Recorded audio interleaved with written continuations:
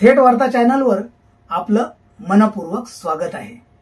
Social मीडियावर एक लेख वाचण्यात आला। या लेखाचे लेखक कोण आहेत माहित नाही, परंतु ज्याने कोणी हा लेख लिहिला आहे त्यांचं मनापासून अभिनंदन। आज आपण या लेखाबाबतीत चर्चा करूया। त्याआधी या लेखकाने या लेखात काय म्हटले आहे ते पाहूया। तर या लेखाचं शीर्षक आहे मोबाईल नसलेली आई हवी आहे। 5वीच्या वर्गातील विद्यार्थ्यांशी बोलल्यानंतर शिक्षकांनी त्यांना एक निबंध लिहायला सांगितला की त्यांना कशी आई आवडते।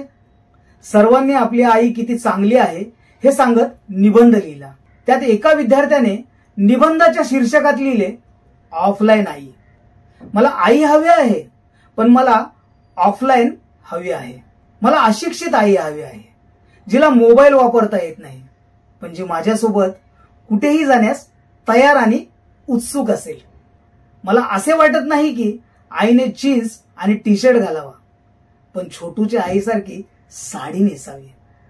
मला अशी आई हवी आहे जी मुलासारखे मला मांडीवर डोकं ठेवून झोपवेल। मला आई हवी आहे, पण ऑफलाईन। तिच्याकडे माझ्यासाठी आणि माझ्या पिताजींसाठी मोबाईलपेक्षा जास्त वेळ असेल। ऑफलाईन आई असेल तर पिताजींशी भांडण होणार नाही।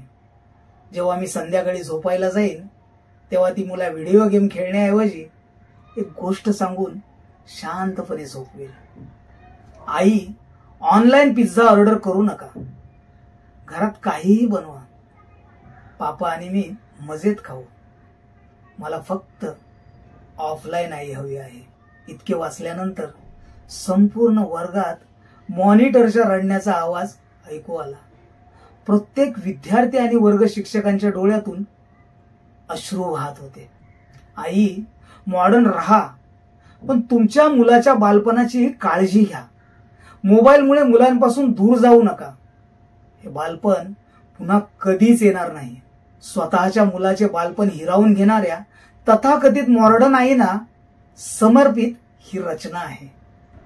हा लेख एका 5वीच्या विद्यार्थ्याच्या निबंधातून प्रेरित आहे, जो त्याच्या मनातील ऑफलाईन आईची संकल्पना मांडतो। लेखातून सामाजिक, भावनिक आणि सांस्कृतिक मुद्दे समोर येतात, जे आधुनिक तंत्रज्ञानाच्या युगात माता आणि मुलांमधील नात्यावर प्रकाश टाकतात। या लेखातून एक मूलभूत संदेश स्पष्ट होतो की आधुनिक तंत्रज्ञान, विशेषतः मोबाईल फोन, माता आणि मुलांमधील भावनिक बंध कमकुवत करत आहे। मुलाला त्याच्या आईकडून प्रेम, वेळ आणि सहभाग हवा आहे, जो मोबाईलच्या अतिवापरामुळे मिळत नाही। लेखातील शब्द आणि विद्यार्थ्याच्या साध्या पण प्रामाणिक इच्छा वाचकांच्या हृदयाला भिडतात। वर्गातील विद्यार्थी आणि शिक्षकांच्या डोळ्यातील अश्रू हे दर्शवतात की ही भावना केवळ एका मुलाची नाही, तर अनेक मुलाच्या मनातील आहे। लेखाच्या शेवटी हे बालपण पुन्हा कधीच येणार नाही हे वाक्य प्रत्येक पालकाला अंतर्मुख करणारे आहे। या लेखात मोबाईल फोन माता आणि मुलांमधील दुराव्याचे प्रमुख कारण म्हणून दर्शवले आहे। मुलाला वाटते की मोबाईलमुळे आईचा वेळ त्याच्यासाठी आणि वडिलांसाठी कमी मिळतो। हे आधुनिक समाजातील तंत्रज्ञानाच्या अतिवापराचे दुष्परिणाम दर्शवते। ऑफलाईन आई ही संकल्पना तंत्रज्ञानापासून मुक्त, पारंपरिक आणि मुलांशी प्रत्यक्ष संवाद साधणाऱ्या आईचे प्रतीक आहे। याउलट ऑनलाईन आई ही तंत्रज्ञानात गुरफटलेली, मुलांपासून भावनिकदृष्ट्या दूर असलेली आई दर्शवते। या लेखात जीन्स आणि टी शर्ट ऐवजी साडी आणि ऑनलाईन पिझ्झा ऐवजी घरगुती जेवण याचा उल्लेख आहे, जो आधुनिकता आणि पारंपरिकता यांच्यातील तुलना दर्शवतो। मुलाला आधुनिकतेच्या नावाखाली तंत्रज्ञानात अडकलेली आई नको आहे, तर पारंपरिक मूल्ये जपणारी प्रेमळ आई हवी आहे।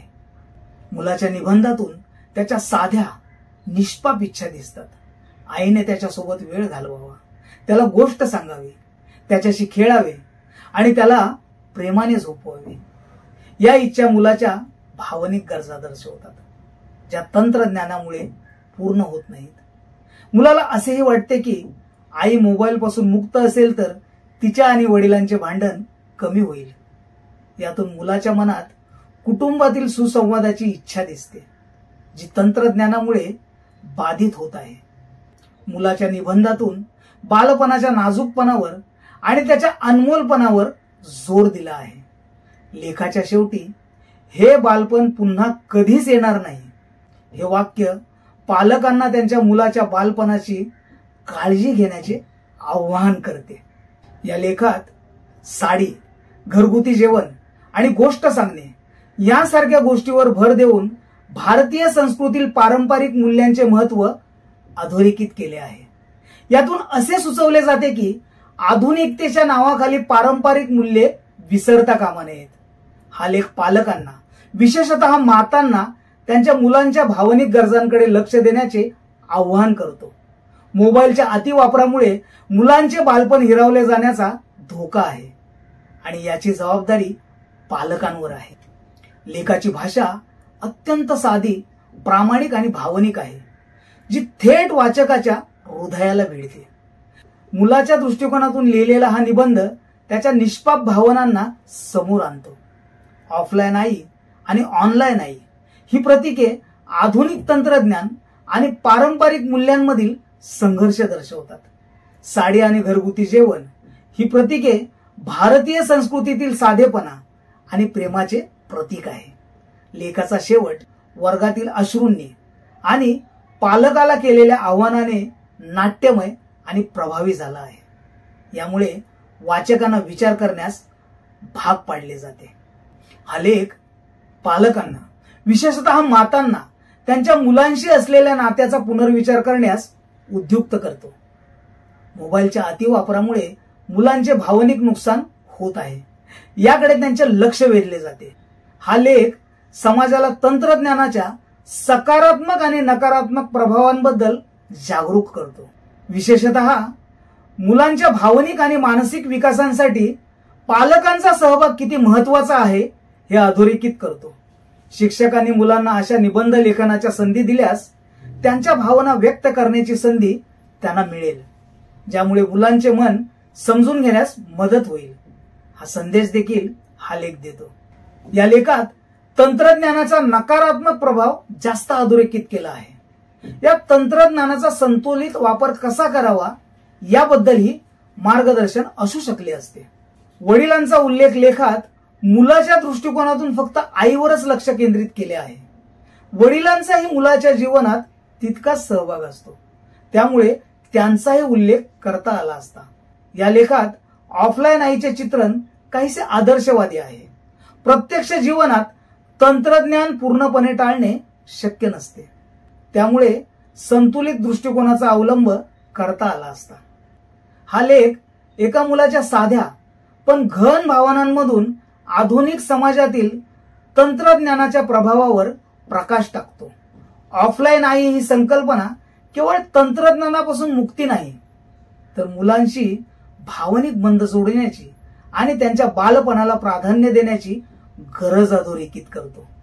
लेखाची साधी भाषा, भावनिक आव्हान आणि सामाजिक संदेश यामुळे तो प्रभावी ठरला आहे.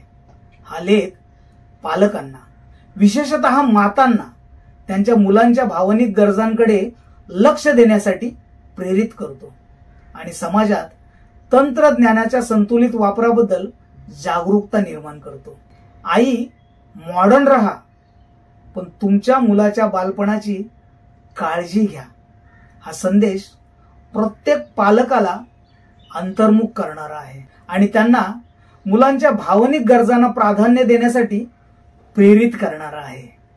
तर तुम्हाला हा व्हिडिओ कसा वाटला ते कमेंट बॉक्समध्ये जरूर लिहा आणि अशाच नवनवीन व्हिडिओसाठी चॅनलला सबस्क्राईब करा आणि या व्हिडिओला शेअर करा. जय भीम, जय संविधान.